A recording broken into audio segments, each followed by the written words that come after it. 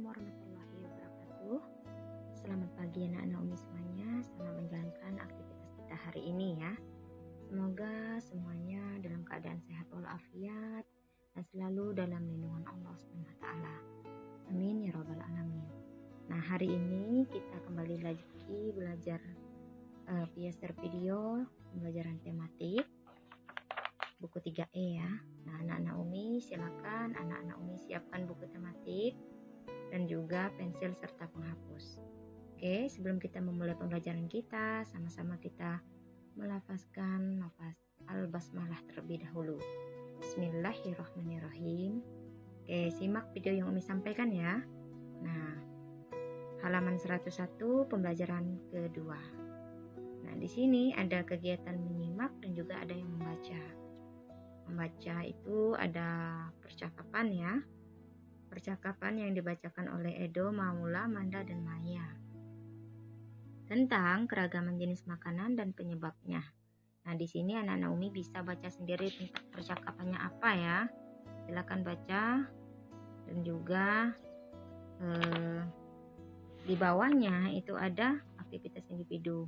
Nah, jenis tanaman apa yang kamu temukan silakan diisi.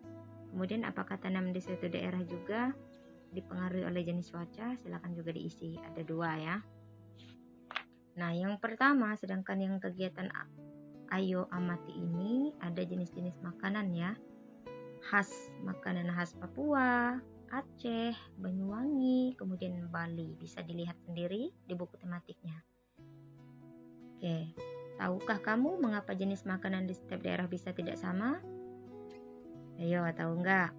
Kenapa? Ternyata makanan jenis daerah makanan khas itu berbeda-beda dipengaruhi oleh yang pertama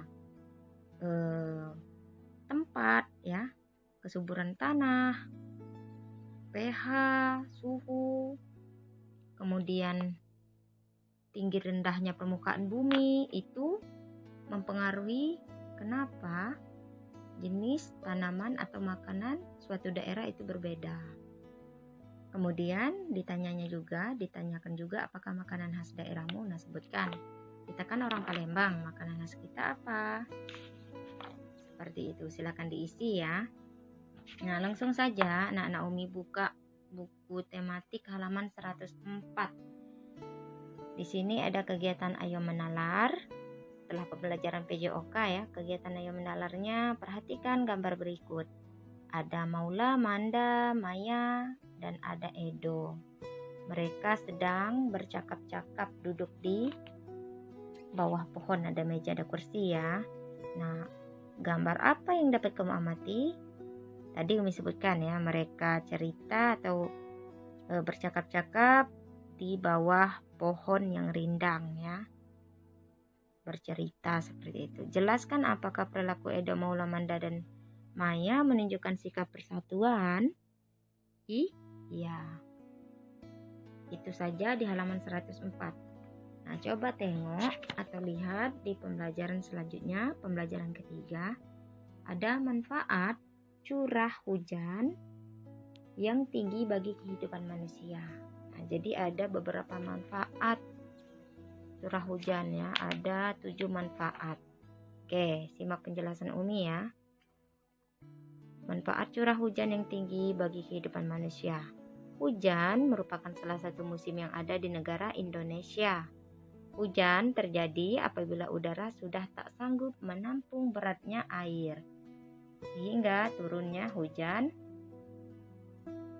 ke bumi ya. Nah, intensitas curah hujan antara satu daerah dan yang lain juga berbeda. Jika curah hujan tinggi dan terjadi berhari-hari, kemungkinan akan mengakibatkan erosi, merusak bangunan, tanaman, juga lahan pertanian. Nah, jika curah hujan tinggi seperti yang terjadi di negara beriklim tropis, memiliki manfaat yang banyak kalau di iklim yang tropis ya, seperti Indonesia. Manfaatnya apa saja? Yang pertama, bisa mengairi sawah dan lahan. Ya, ini manfaatnya membuat para petani jadi lebih hemat, cepat dan mudah ketika mengairi sawah dan lahan miliknya. Membantu lebih cepat menanam jagung, padi dan lain sebagainya ya. Kedua, cadangan air ketika kemarau panjang. Ya, menampung air sebagai cadangan saat kemarau.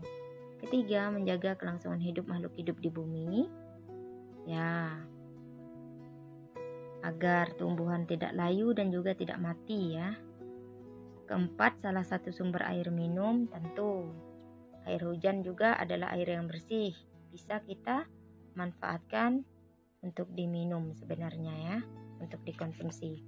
Kemudian menjaga kelestarian hutan.